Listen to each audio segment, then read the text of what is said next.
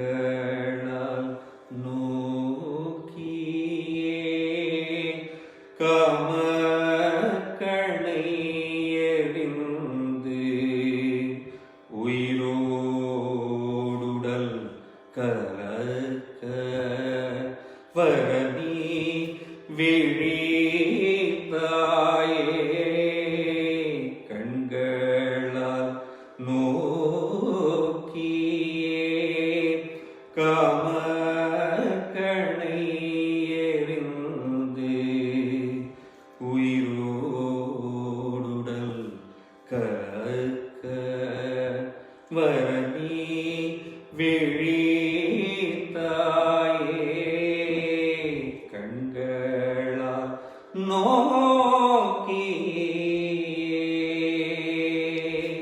நோக்கியே தாபம் அடங்காத மனதை அறிந்தேனே ஆசை அடங்காமல் அதர சுகம் அனுபவிக்க கைகளால் தீண்டாமல் ஓர கண் பார்வையாலே மெய்சிலிர்க்க வைத்தாயே பொருத்தம் அறிந்த மன்மதனே கண்களால் நோக்கியே காமக்கணை எறிந்து உயிரோடுடல் கலக்க வரநீ விழித்தாயே கண்களால் நோக்கியே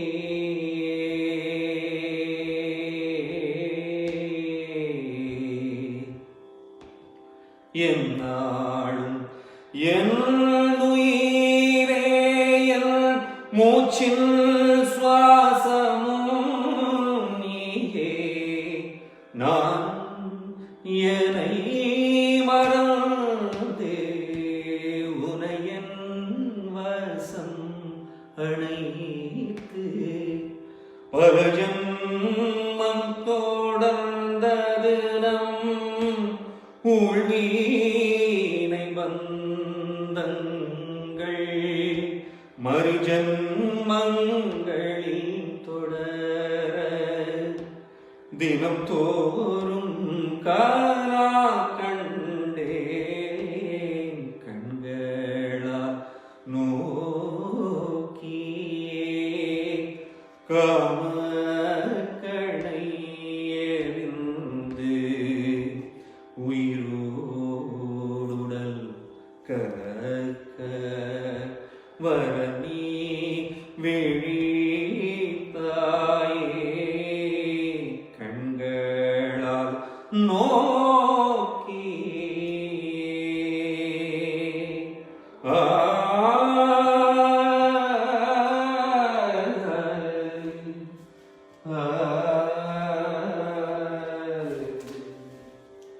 Namaskaram. If there's one way to put a dancer at ease, it is by allowing her to dance. So after that technical hitch, I'd like to extend a very warm welcome to all of you. Thank you so much for joining us live at Munch UK. A very heartfelt thanks to Meera Kaushik ji for allowing me to be a part of this initiative, this wonderful 30-day initiative of Meet the Artist, supported by her able team Ambika, Suhani, Subhalakshmi and Vidya. So I will try as best as possible within the time constraints to touch upon all the memorable parts of my artistic journey. And at the very outset, I would like to say my heartfelt apologies to anybody that I happen to miss out. I was born in New Delhi in India. My parents are both from Delhi and they both grew up there. And when I was 3 months old, my family moved to the UK. So my parents and myself, and we lived here for 5 years, during which time my younger sister was also born, Geeta.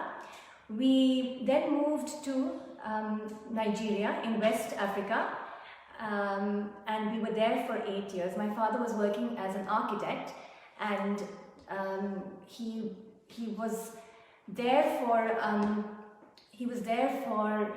1 or 2 years, I think, and the project extended and we were there finally for 8 years.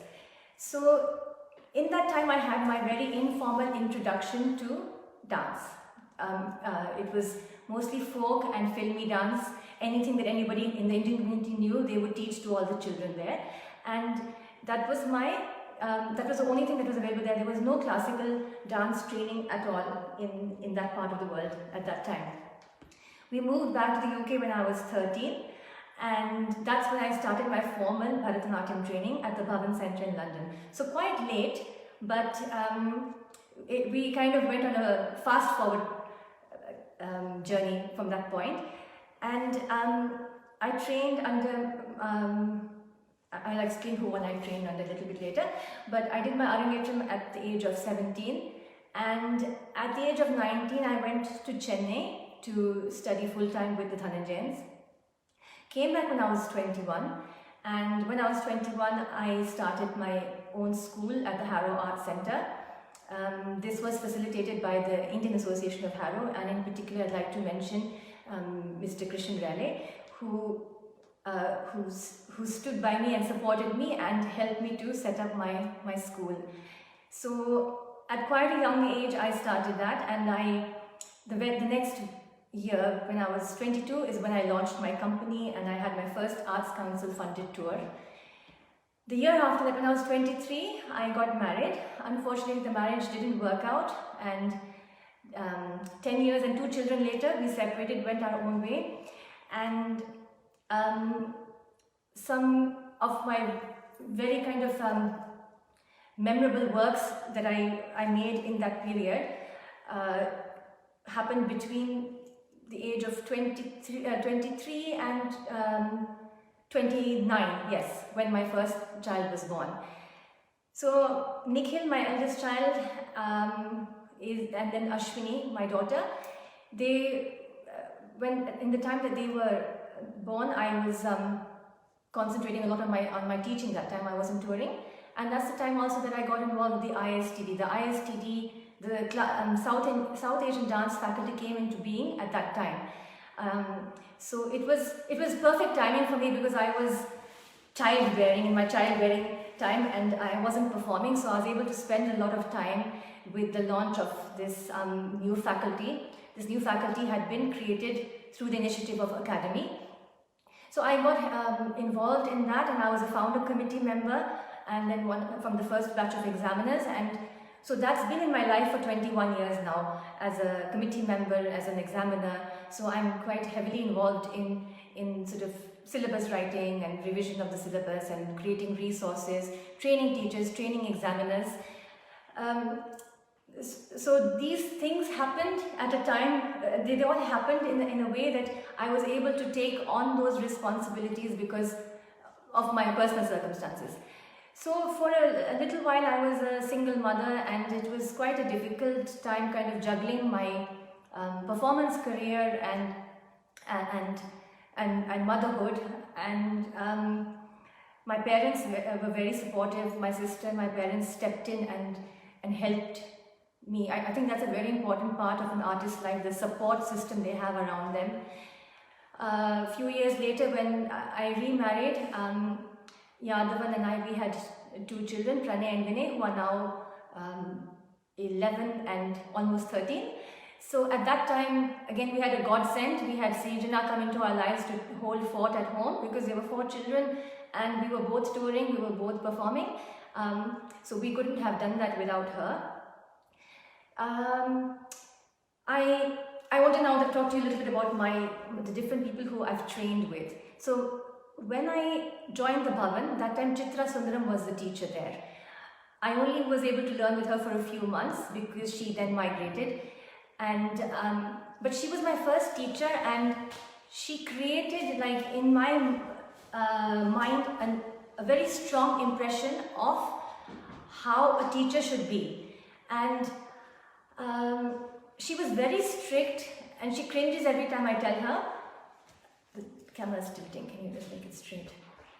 Yeah.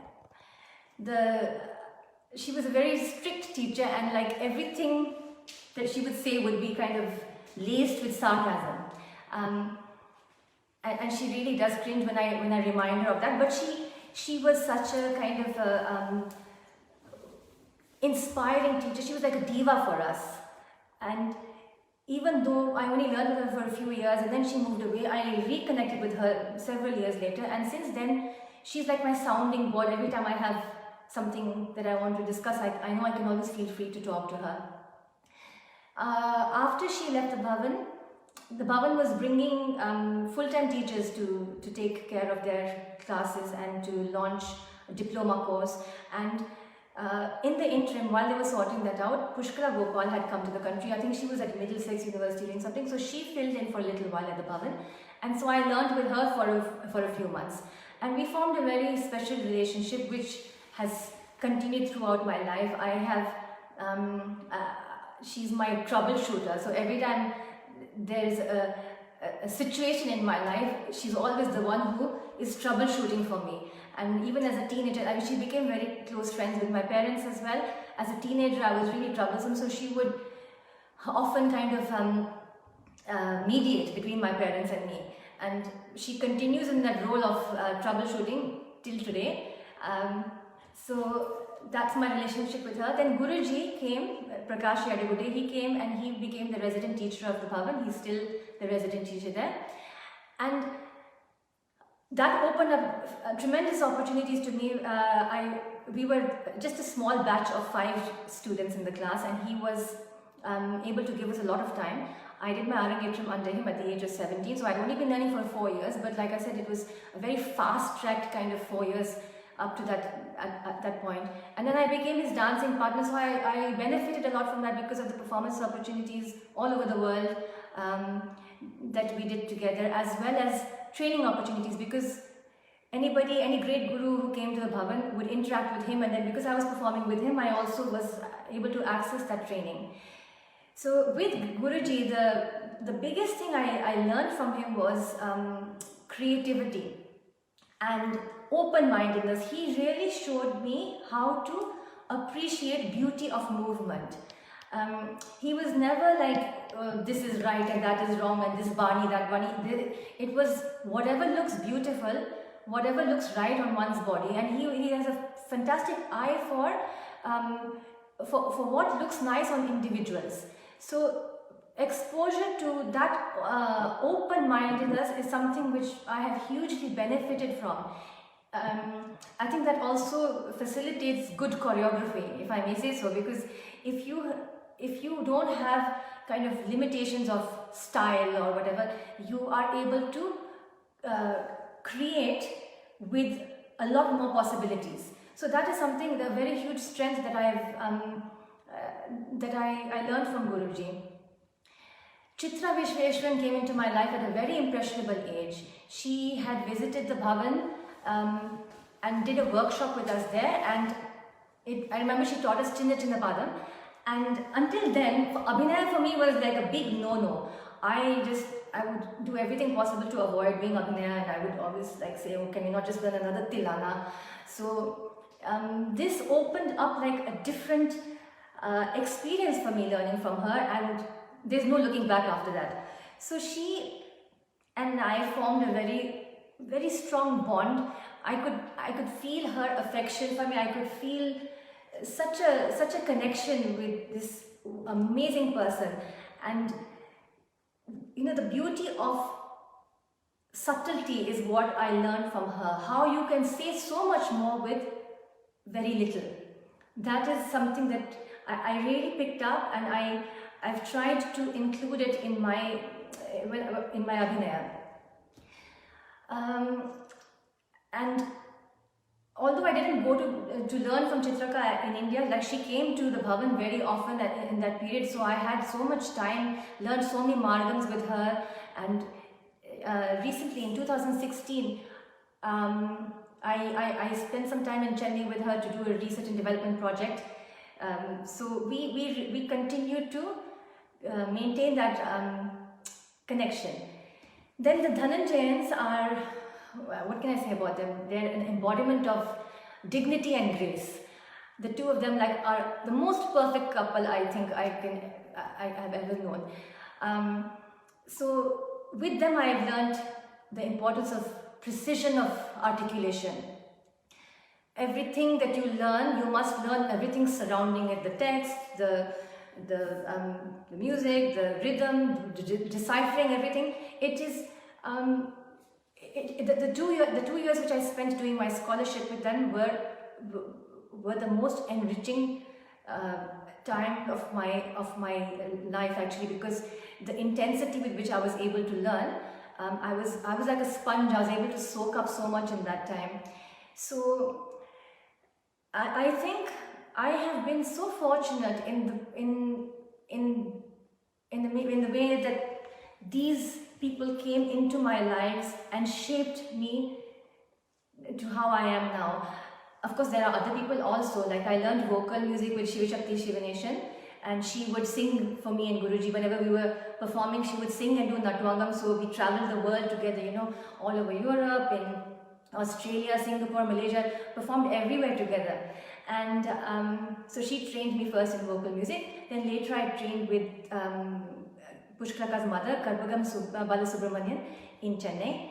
And I also made an effort to learn Sanskritam at the Bhavan. I started with Dr. Nandakumara, and I learned from Rajalakshmi Srinivasan in Chennai, and a very dear aunt of mine, Suman Mahendru, who was a family friend. Unfortunately, she passed away, but I shared a very special bond with her also. We would sit and discuss text. She was so fond of me because I was bursting with enthusiasm to learn all the time. So we would sit and discuss Geet Govindam, we would discuss Kalidasa, and it was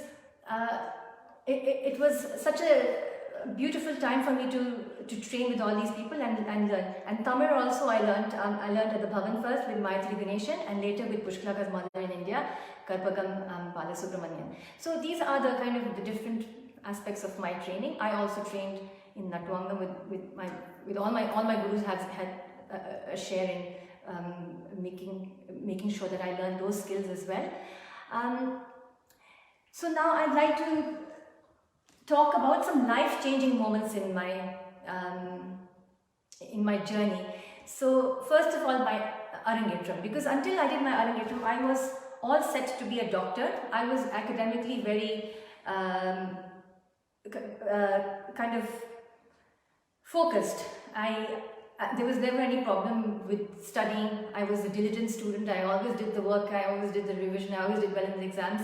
It was like me doing medicine was my ambition from the time I was quite young. On the day that I did my Arangetram, something just like turned in my head. I couldn't sleep all night, and I just kept thinking all night that, if I'm going to study medicine, I'm not going to in any way be able to pursue dance. At least not in the way I want to do it, because I can't do something like little bit of this and little bit of that. If I'm doing something, I want to do everything like the whole way, properly. So I thought, and if I don't, and if I can't do it, I get frustrated. So I was unable to, in my mind, find a way that I could balance both. So I thought, okay, let me do a less demanding course, like maybe biochemistry, pharmacology, psychology. In the end, I enrolled for a course at SOAS called Art and Archaeology of South Asia, and it was of no interest to me. and I didn't attend lectures. I just bunked all the time and went and danced all day at the Bhavan instead. So this was a very huge turning point. My parents never kind of compelled me to go in any particular direction in terms of studies. They were quite happy that I was, I would be responsible and do whatever study I needed to do. But and even when I was changing my idea about what I'm going to do, there was no problem with that. It's just that when I decided that I was going to abandon my academic journey to pursue my dance journey, that is when there was a problem, because my parents felt very strongly that I should be at least a graduate. I should have a degree as a backup. So what happened, another turning point was there was a scholarship on offer from the Arts Council. It was the first of its kind to support UK-based dancers. I was from the first batch of people to be trained in the UK. So it was to allow them to access full-time training in India. So I applied for that. Pushkalaka helped me with that. She became my referee as well. I filled in that application and sent it off, and I got selected. It's only then that I told my parents that I've got this scholarship to go to India to train full-time, so I'm going. So they were like, please, can you at least finish your degree and then go after that? And I said, no, because I was scared that I would lose the momentum that I had gained in my dance training. And I said, if things don't work out, I can always come back and study later. There's no kind of age limit on studying. So I wasn't taking kind of no for an answer. I had decided I was going, so I was going. And I just want to mention here at this point that, I come from a family that is not an artist family. So, there are a lot of people who've been speaking over the last few days on Munch UK, and many of them come from artistic backgrounds, people in their family who are artists. So I haven't got that background, and so my parents were of course terrified because they didn't know how they could support me or how I could actually earn a living. My father was very clear that I should never be financially dependent on anybody. I should be able to stand on my own feet and look after myself. So I kind of made it a mission that I was going to make this successful, and I worked extremely hard when I had this 2 years in India. It was a very big culture shock for me. First of all, I'd grown up in a very protected kind of environment. I hadn't been anywhere. I was 19. It might sound like I was old, but I was 19 but hadn't done anything on my own. And then to go to a place like Chennai, which was very conservative, so the language was different. At that time, people were very adverse to speaking in English or in Hindi, and then culturally everything was different. Just like, if my hair is loose, if I have my hair loose, I was like a bad girl. So there were all these things that I had to, apart from the dance learning and the arts, I had to learn all these cultural things which were like totally alien to me. I had to also live like a local because I was on a very tight budget. So I was staying as a paying guest. I had to wash my clothes by hand. I had to travel in the buses. So I did all of that, and I was all the time very focused. I kept remembering something that Guruji told me. He had said to me that you have to make sure you equip yourself so fully that no time in life anybody can question your knowledge. So you work hard enough in everything that you do, so that whether it is the language or the poetry or the music or the rhythm, the tala, anything, if you are working with musicians, they shouldn't think, oh, she doesn't know anything. You should be able to confidently, recite any jati or any korve or sing anything and show, so that nobody takes you for a ride. They must take you very seriously. So I really took that to my head, and the whole time that I was there, I was only thinking about that. I was so strong-willed that there's no way I can fail. And I always felt like I am, I'm not double but triple disadvantaged, because one thing is, my parents are not from an artist background. Second thing is, I'm a North Indian trying to pursue a South Indian dance form. Third thing is, I've trained in the UK. So it's like, people in India don't take you seriously if you're trained in the UK, because they think, oh, how could you have been trained well enough? So these three things, I feel they were like odds against me. But I didn't want to feel sorry for myself. I took that as a challenge. I said, this is I'm going to prove everybody wrong. I don't want anybody to say, oh, she's good considering she's a North Indian. To me, that's not a compliment, that's a big, big insult. So this was my motivation. This was my motivation to be like as the best I could possibly be. So it is with that determination that I spent those 2 years in Chennai and came back feeling so complete and so enriched and really full of confidence. So, and you know, it was quite a young age to be starting your own school and to be starting your own touring company. Anyway, now I have to kind of look at the time and cut things short a little bit. I must tell you how I got introduced to Yadavan, my husband. Again, this is Pushkalaka's doing. So as you see, she's kind of surfaced in the story several times. She was supposed to sing for this performance of mine and apparently double booked herself. So she said, you know, I can't sing, but I've found this really great singer. He's just come from Sri Lanka and he happens to live in Harrow. I was living in Harrow that time. So she said, it'll be really convenient for you. So why don't you take him for the show?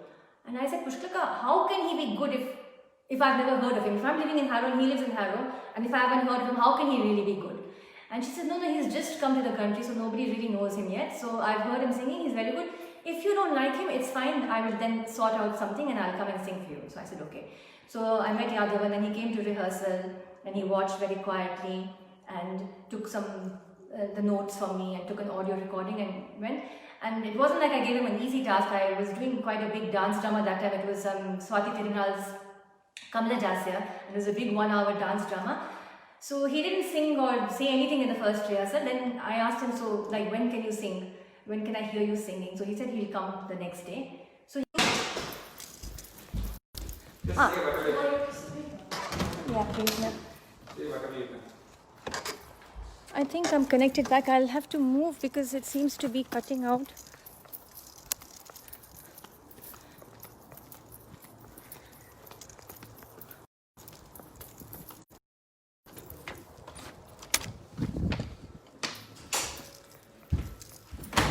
Okay, I'm just going to park myself here now. I'm ready. Bits and pieces. Can she hear me now?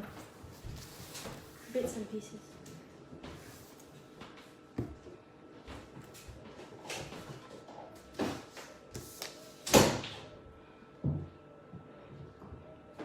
I'm not sure whether I'm being heard right now. If somebody could just let me know.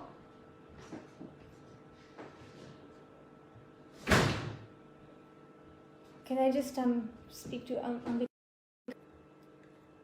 Okay, am I there now? Just ask her, can she hear me now?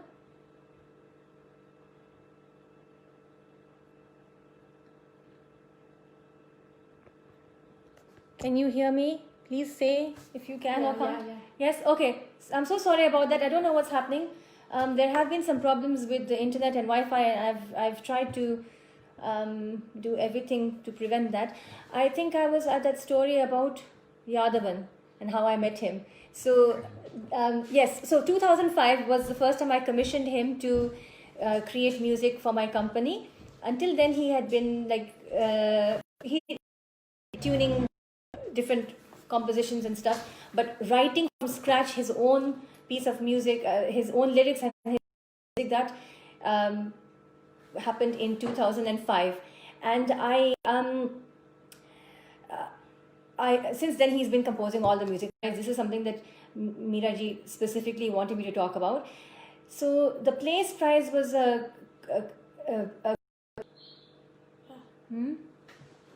Ambika? Yeah. Is it okay? Okay. It looks okay. I'll have to switch off this call to hear you. Okay, fine. All right. So I'll quickly wrap up with this last story, a very important story about the Place Prize. It was Europe's largest choreographic competition, and it was a competition for contemporary dance, and it was sponsored by Bloomberg. So in 2006, I was in the middle of a tour, and I was asked by my manager, Karen Faze, to put in an entry. And I said, really, Karen, I don't have the time for it right now. But she wouldn't relent, and I had to put in an entry. It was a 3-minute video entry. I thought, okay, with that, it's done, it's over. And I didn't expect it to go any further. But I got then called for an interview. So I did the interview, I got through to the interview, and then I became one of the 25 companies that was commissioned to create a piece for this competition. So there were 204 entries, and out of which 25 people were commissioned.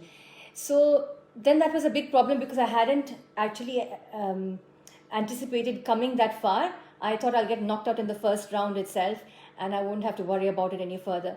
So then my dilemma was that I had a tour happening at the time of the place prize competition. So the dates were overlapping and I had artists engaged for this tour I was doing in Norway. So then I had to quickly think of a solution. I couldn't just pull out because I had put myself into the competition. So, and also the piece that I proposed to make was a piece with 8 artists, 4 musicians, 4 dancers. So it was a big responsibility. It wasn't like 1 or 2 people. And I think the reason why I did that also because I was touring with that larger company at that time, and it was easy to make the 3-minute entry video with my existing artists who were there. So I devised this idea around 8 artists. It was a all male cast, so 4 male dancers, 4 male musicians, and the budget for it was really not very big. It was just something that you should have done as a solo duet or a trio at the most. So suddenly I had to money to have 8 additional artists because the 8 artists which I had with me were going to be on tour somewhere else. So this was now a big financial problem because I didn't have funding for that, and I didn't have the means of pulling out because that would be very unprofessional. I had to take lots of loans on credit cards and engage 8 more people from India because at that time I was engaging people from India quite a lot. There was full-time artists here in the UK. So I engaged these people from India and brought them over. That was a huge financial commitment, with visas, work permits, airfares, their salaries, their upkeep here in the UK. And the idea was that, okay, at whatever stage of the competition we get kicked out, we can just send them back.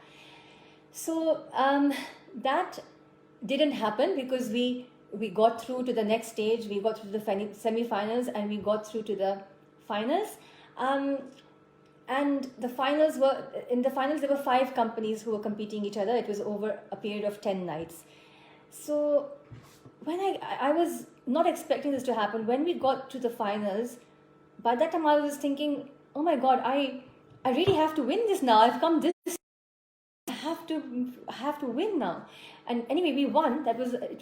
It was such an unexpected thing for me to win a choreography competition for contemporary dance because it was all completely Bharatanatyam and Carnatic music, but the idea was very modern. So yes, there was a big prize money for that. It was £25,000 for the prize money, but I had already invested much more than that. So I kind of just about recovered most of my costs with having won. But what I wanted to really kind of emphasize in this story is that with art, the business sense I've had to adopt to make things work. See, if you do anything that is business orientated, there's an element of risk. If you don't take risk, you can't do wonderful things, I believe. So for me, risk taking has been a very important part of my decision making, and I don't fear taking risks or taking up challenges. So anyway, that was a must-share story. I had so many stories. I'm so sorry I can't fit them all in my disrupted 30 minutes.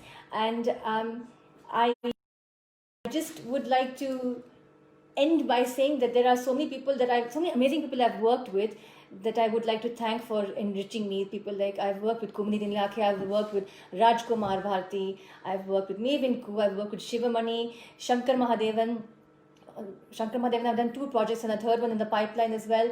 Rama Vedyanathan was very kind to invite my company to perform at the Natya Kala conference last year in December. That was a big dream come true for me.